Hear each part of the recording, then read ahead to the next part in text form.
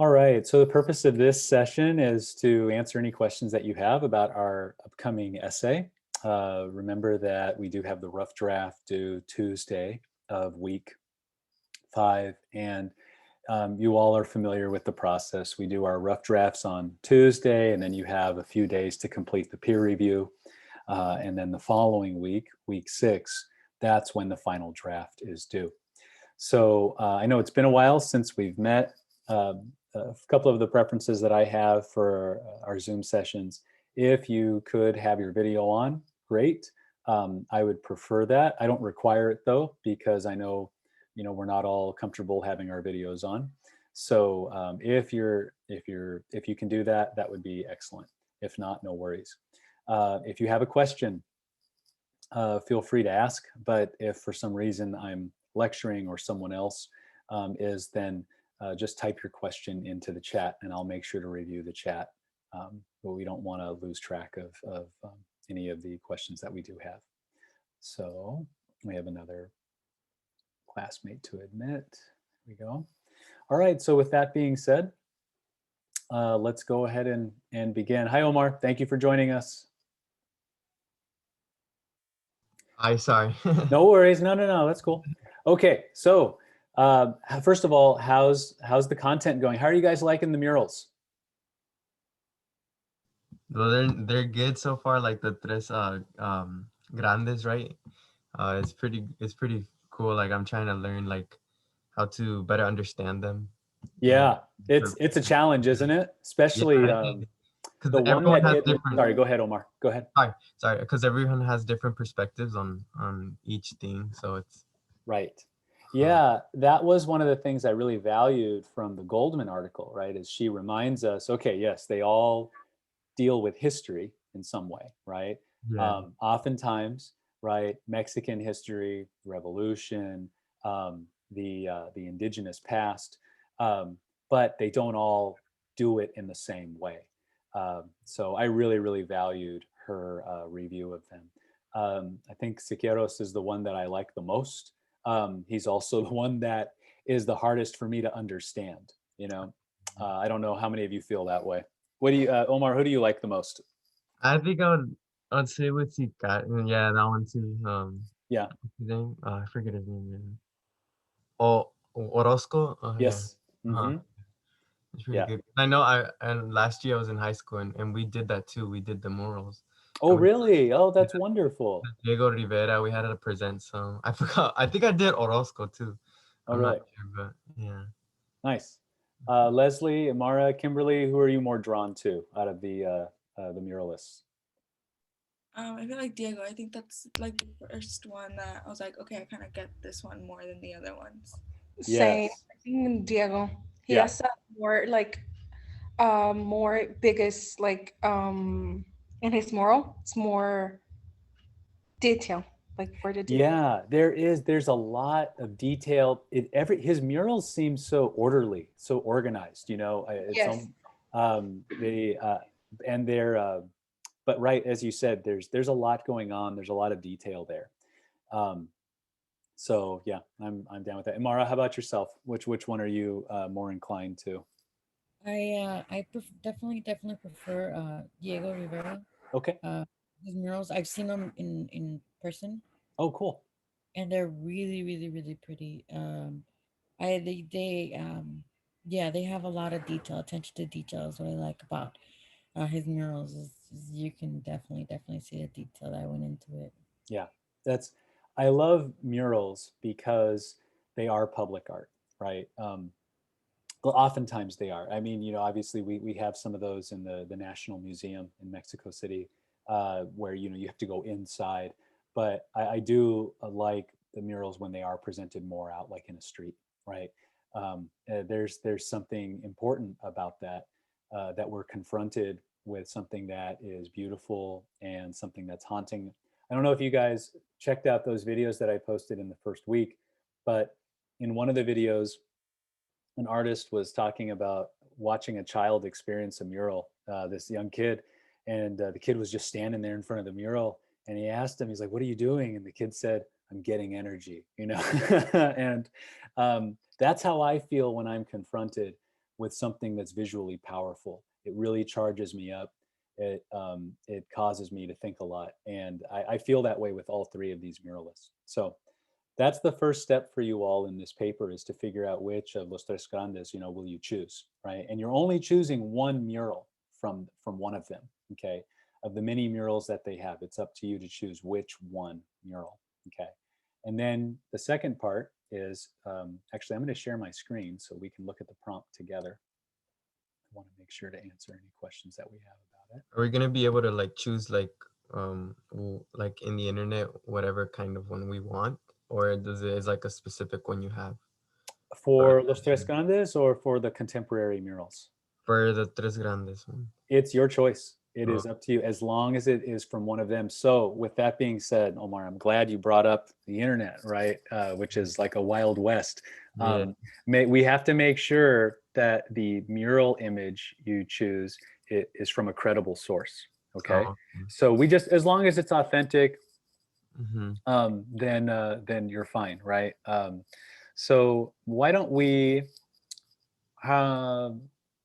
Okay, so typically you can trust things that are associated with the government, with like .orgs. Those are nonprofits, with universities. Okay, so if you see any of these images and they're on websites like that, you're probably pretty safe. Okay, I would say the most important thing is to get the exact title of the images of the murals. Okay, and this is where the Goldman article is also helpful. Kimberly, I saw your post on the discussion board. Thank you for getting the conversation started. For this week, you're identifying 3 quotes that are meaningful to you, 2 in ways that you took insight from, and then 1 in a way that was kind of confusing. But at the end of that article, Goldman lists all of the murals, like the titles of all of the murals that she examines. So if you're struggling to figure out what mural you want, I would say go to the back of the Goldman article and look for either Orozco or Diego Rivera or Siqueiros, and see what are they, which murals did she discuss there. Okay, you are not limited to the ones that she discusses. Okay, not at all. But if you're trying to find the right one, that's a good starting point. Okay. And if you're stuck, if you're like, I don't know if this is credible or not, just email it to me. Okay. And we can have that conversation together. I would be happy to kind of help you on that. I think the one that's going to be a little more tricky is looking for the contemporary artist, right? And I defined contemporary in the lecture this week as 1970s. I know for all of you who are so young, you're like, that's not contemporary at all to you. I chose that, and it's not even to me. I'm a child from the 80s, but the reason why I did that is because our Chicano studies reader identifies the 70s as the beginning of the end for the Chicano movement, right? And so what you're trying to do in this paper is look at the influence of the Mexican muralists on Latino artists today, right? And so we want to have a clear dividing line, right? So we have these great artists from Mexico who did influence Chicano muralism in the 50s and 60s and 70s, right? And what I want to see is then if we kind of bring it up a little bit more to date, right, into the last 30, 40 years, what are artists doing now? I did list on that lecture page some more contemporary productions from the early, I think there was one in there from the 90s. There's another one from like 2012, 2013. But that's where that is gonna take some time, okay, to figure out which artist you want to do. So you've got your rough draft due on Tuesday. You all know that I do accept late rough drafts. There's no penalty. There's no point penalty. Just remember though that it's harder for you to participate in the peer review if you don't have a rough draft, right? And getting feedback from your classmates, getting to see what your classmates are doing, I think is extremely beneficial. And from some of the revision reflections last year, it sounds like several of you or many of you think that too. So what I would suggest is let's start with Los Tres Grandes, right? We're familiar with them. Pick out one mural from one of them that you're fascinated by, okay? That it grabbed you and there were some ideas in there that you want to explore that are related to Latino identity. Okay. Or in the case of them, it depends on what exactly they're talking about. It could be Mexican identity. So I would say begin there, and at least that would help you to start drafting an introduction and to start drafting a few paragraphs. Okay, that would be my strategy, and then spend some time surveying more current murals. All right. So questions about the rough draft that's coming up? I have a question. Yes. Hi, Cassandra. Hi. I do have a quick question. Since like for the Tres Grandes, I know we have to pick a mural, and then also for the contemporary one too. When it comes to the Tres Grandes, if I pick like let's say Jose Clemente, one of the murals that he presented in the Schiffer Goldman article, the way to provide our evidence is through objective description, right? Not through like what like the quotes what Schiffer Goldman is talking about, right? No, you can use the That's what I'm a primary. bit confused about. Yeah, the primary way is through objective description. Okay. Mhm. Now, I would use Goldman to back up what you have to say. See, Goldman can be part of your analysis, right? You can Mhm. bring a quote from Goldman in to reinforce your interpretation, right? There are different ways. Actually, I'm so glad, Cassandra, you brought this up. I'm going to share with you all. I'll post it in the week 5 module, okay? But I'll make it available as soon as I can. All right, I'll publish week 5, and I'll publish this voice thread for you. But in a literature class that I taught last year, we talked about bringing scholarly sources in and what are different ways you can do it, okay? Because as I'm pretty sure I say in your prompt, you will need to include, cite at least one scholarly source. Can you all see this here? Give me a thumbs up if you can. Right. You will need to cite either Schiffer Goldman's article, or you'll need to cite Raphael's article. And by the way, I'll refer to him as Raphael sometime. He was one of my dissertation advisors, Rafael Perez Torres. That's the next article that you'll be looking at next week. Now, I will also say that Goldman's article, while it might be hard to believe this, is easier to read than Raphael's article. Okay, Rafa he's extremely intelligent, but he thinks he's writing about things in a more abstract way. Okay, so I would encourage you all to probably focus on using Goldman. Okay, I want you all to read Rafa's article. We will talk about it next week and the week after that. And the ideas that he shares are extremely important to our understanding of Latino identity. Okay, and they can be relevant to this paper here, but I think because he's more into theory, okay, it would be a little harder to bring that in. Cassandra, to get back to what you're asking, well, how do we bring a scholarly source in? Where, how much to use? That the voice thread will clarify that. Okay, but there are 3 ways. Here's a preview of it. There are 3 ways that you can bring it in.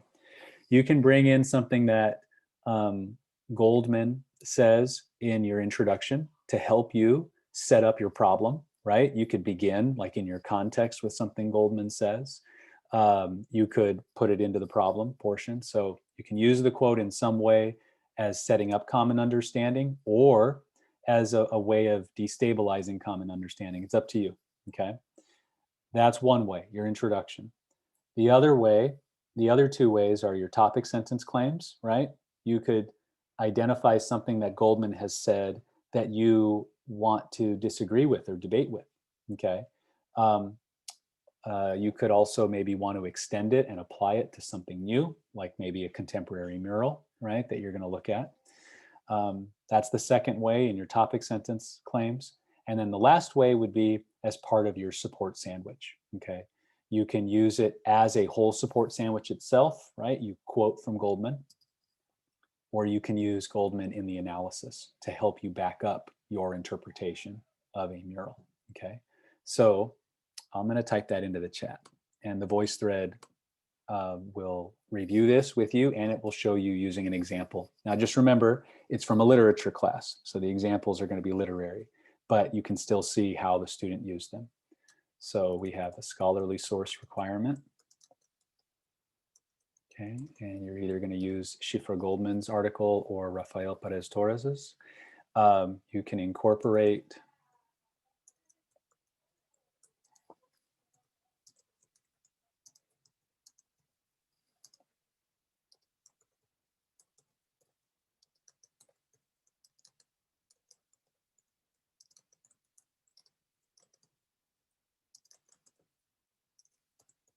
there you go.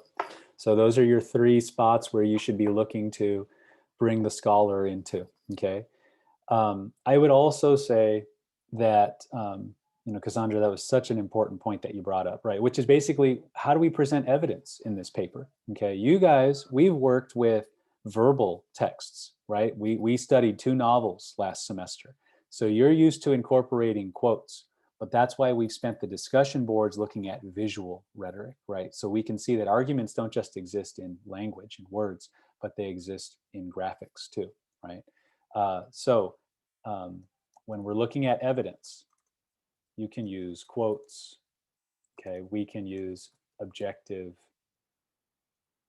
description, okay? And this would be details, elements, ambiguities, all right? I think that at least 50% of the evidence in your paper should come from the primary source, the murals, okay? So we have a 5-page paper, right? I think the safest thing is to prepare for 5 paragraphs, right? And so, because you remember, you're always allowed to go 1 paragraph over the minimum, okay? And it's, as I say, it's easier to cut out than it is to add something at the last second, right? So if you figure that you've got 5 body paragraphs that you need to create, okay, you're looking at 10 support sandwiches, right? So of those 10 support sandwiches, at least 5 of them need to be based on the murals, okay? And if anything, I would actually say you should probably have more like 7 to 8 of them based on the murals, okay? We don't need to see that much of the scholar in here. You know, a couple of support sandwiches is more than enough from our scholar, right? What we want really is to see the scholar's ideas influencing your analytical approach, okay? Goldman's attention to Mexican history, to Chicano history, right? How Goldman is able to look at details from the murals and turn and connect those to ideas that were a part of the various movements, right? We want to practice her way of critical thinking, okay? We don't need to use her exact words all the time, okay? And the same thing with Rafa, okay? Okay, so you should probably have 5 to 8 support sandwiches that are based on the murals.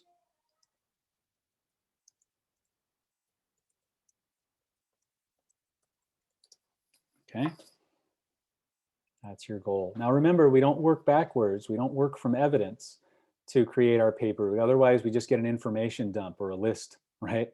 So we need to really work on the problem that we're trying to respond to, okay?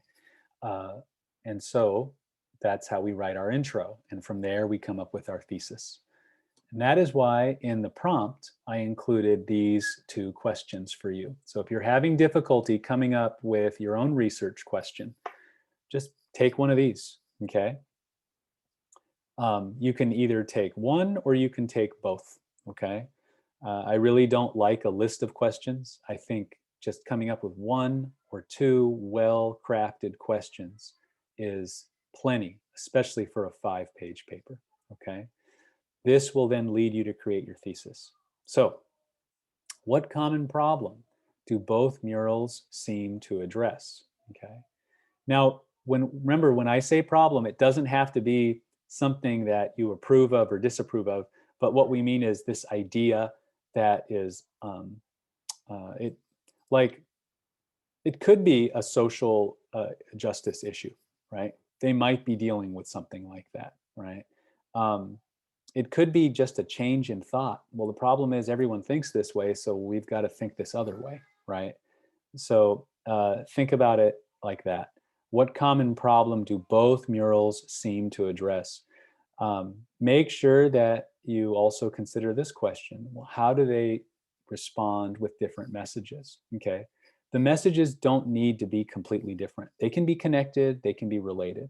Okay. But it's really based on your observations. What do you see here? Okay. Do you see these murals being more alike, or do you see them being more different? Okay. Yeah, go ahead, Cassandra. Yeah, I have a quick question. Um, so when you were talking about like the second question, so how How do do they they respond? respond different? Like, how do they communicate? What's the communication of this mural? But it's telling Yes, you right. is based on your interpretation, right? Yeah, Like yeah, based on your like for your right. analysis based on. Exactly. It's based Oh, on, okay you then. have to, Okay. that's why this is an argument, right? You are trying to Uh-huh. persuade me to see this message that you think is being presented in the mural. Okay. And Okay. your, I hesitate to say weapons, but you know, what you have at your disposal are your observations, the details that we can look to and see in the mural, right? And that's why we've been doing training, you know, for the last couple of weeks. Like, let's practice seeing things, because it's very easy to overlook, especially with these murals when they're so packed with images, right? Um, and it's also easy for us to shut our own ideas down, okay? And that's why I really wanted to let you all know there is ambiguous stuff. There are unclear things in art. Okay. We don't run away from the ambiguities. Sometimes those ambiguities are very intentional. Okay. Sometimes the message is we don't know. And that's perfectly fine, right? Not knowing, right? Or being uncertain, or things being unstable. That's a potential reading for something, right? But we have to look at what particular thing is this mural ambiguous about, right? And why would it be ambiguous about this particular issue, all right? So anyway, those are a couple of questions for you to look at, and the answer is going to be different for each of you depending on the murals you choose, all right? So you make these questions fit your research and your analysis, all right? But the best way to get started is start with Los Tres Grandes. Choose one mural, right? We've been exposed to them. Begin there. Okay, great. So we talked about support, scholarly sources, how much of the support should be coming from the murals, what kind of support is coming from the murals, other questions that I can answer.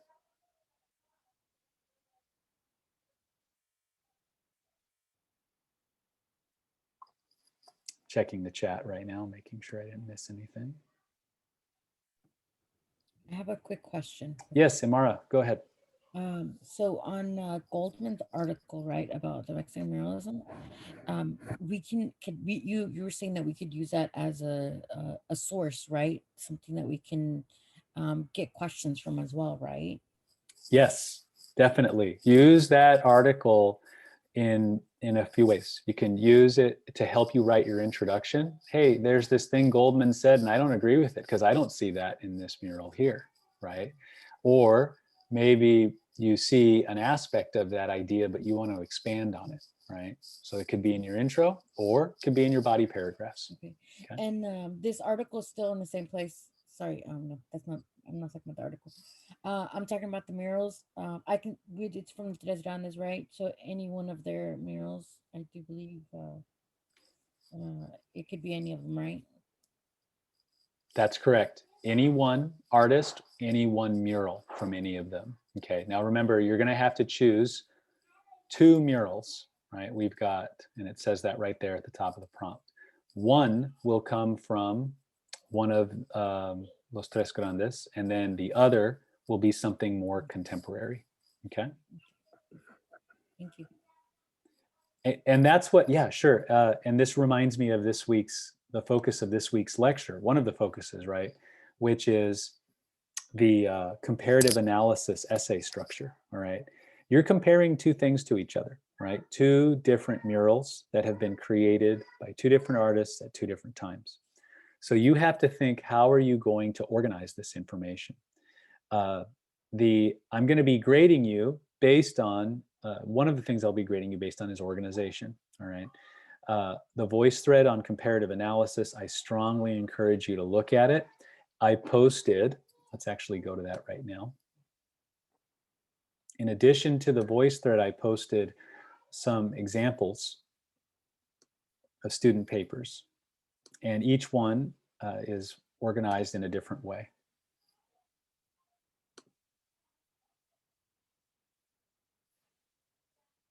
The screen's bouncing a little bit. Can you all see it? Give me a thumbs up in the reactions if you can see the week 4 module. Good, thank you, Omar, Leslie, Cassandra, Omar. Okay, good, excellent. So here's the voice thread on the comparative analysis essay, okay? What it basically tells you is that when you're comparing two things, you need to be really consistent, okay? Whatever you talk about in one mural, you need to also talk about in another mural, okay? If you're noticing a detail like references to Aztec culture, okay, well, now you've got to make a claim about this Aztec culture as it's being represented in these two murals, right? How is it being represented in the mural by one of Los Tres Grandes? Okay, how is it being represented in the contemporary mural, right? That's what I mean by consistency, okay? You don't have to make the same claim, right? See, notice I didn't give you a claim. I didn't say Aztec culture is being used to embody what idea, right? That would be a claim, right? It can be used to represent different things, but the element, right? This particular detail is common to both, right? That's what I mean by consistency. So when you are doing a comparative analysis, as the voice thread says, there's two basic structures. You go point by point, which means you make one claim, and in each paragraph, you talk about both murals, right? And then you move on to a new point, right? So like, let's say my first point was about Aztec motifs, okay? I make that point in my paragraph, and I talk about those in mural A, and then I talk about those in mural B, right? And then I look into, okay, let's just say history of the Mexican Revolution, right? That's my next element. I see that in mural A, I see that in mural B, right? So elements, okay, are what organize this, all right? In subject by subject, we talk about all the elements regarding one subject first, and then we talk about all those same elements regarding the next subject, okay? So you would have maybe 3 paragraphs about mural A, right? Aztec elements, right? Mexican Revolution history, something else, right? And then you would move on to those same elements in mural B, all right? So basically your paper is split in 2, right? And you are doing the first subject, the first mural, all paragraphs about that. Then you move on to the second mural, all paragraphs about that, okay? So those are your 2 choices. The comparative and the voice thread explains it. These 2 student examples exemplify it. This one is a point by point organization, and this one is subject by subject, all right? These are both examples from literature papers, all right? So don't worry about the literary content. Instead, focus on how did they organize things. One of them, actually, you guys will appreciate, is a analysis of Sandra Cisneros' short stories, okay? Ones that you haven't read, all right? Well, at least ones that I did not assign in our class last semester.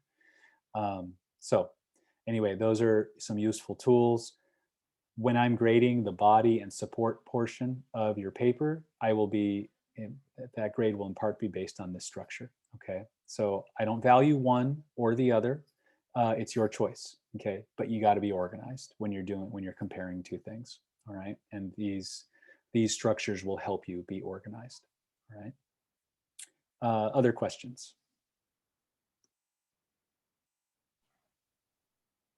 Yes, I have a question. Cassandra. Go ahead, Cassandra. Do we need a counter? Do we need a counter argument? I do For not these require 2 that. murals, the different. Yeah, I thought I played with that idea No? because Oh. what's special about your class is that I worked with you last semester, so I know what you guys can do. I know we've talked about these things before. So don't worry about Yeah. it here. I figured there was already a lot that you're dealing with, okay, with finding murals, right, and then describing them and fitting that all into 5 pages. I am not requiring it. I don't think it's a bad idea to use a counter argument, right? Especially if there's something that Goldman said that you want to debate with, okay? But I am not requiring that as part of this paper. The one thing that I am going to require that I did not write in the prompt is I would like you to include the pictures of each of the murals, okay, in MLA format. All right. So the research paper at the end of last semester, I required that you included a visual, right? So that's the one requirement that's missing from the prompt that I am going to put in. All right. So just take a screenshot of the murals just like I did, and I shared them with you all. Okay. I will share with you all, we will review the formatting for including a visual in your paper. All right. But that's the only other requirement I'm going to add.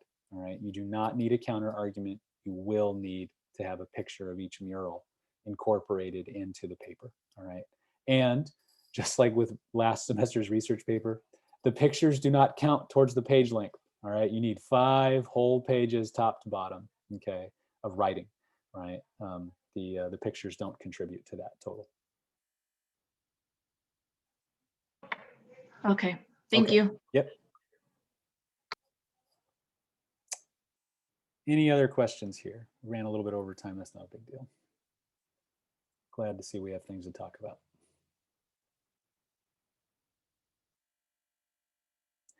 Questions about the rough draft, the peer review, any of the content? Let's say if we can't get for the rough draft, right? Mhm. It's due next Tuesday. Yeah. If we can't get like full 5 pages. Yeah. 3 and 4 is the minimum, right? Yeah, if you want to get that complete designation, right, that would be like 3.5 pages. Okay. Okay. Yeah, remember, it does not impact your grade, but it will, like, let's say, Cassandra, you weren't happy with the grade you got on the final draft, right? We would have a meeting to discuss like a redo, right? And Yeah. I would look at your rough draft and I'd be like, well, you know, you only turned in like a 2-page rough draft. Okay. So when we're talking about making plans for next time, right, writing more earlier, right, might be one of the things I might put in the contract for you to, in order for you to redo it. Okay. Okay. So that's how I use it. Look, stuff happens, right? If you can't get to the 3.5 pages, don't sweat it. All right. But I will say, don't turn anything less than 2 pages. Okay. Just because we Yeah. want to value the time of our reviewers, right? And Yeah. if you write like 1 paragraph and I There's assign not it to really an someone, argument. no, right. Yeah. Yeah. There's not enough there. I would rather have you, you know, let's say it's Tuesday and you've only got like a paragraph written and it's 11:59 p.m. Okay. Don't submit anything yet. Okay. Keep writing. Write the next day. Write the next day after that. And then email me and say, hey, professor, I finished, I got at least 2 or 3 pages of my rough draft. Can I try to participate in the peer review? And then I'll say, I'll do my best. I'll try to find someone who's in your same boat who can review your paper too. So I encourage you to write 3 to 4 pages. Yeah. Okay.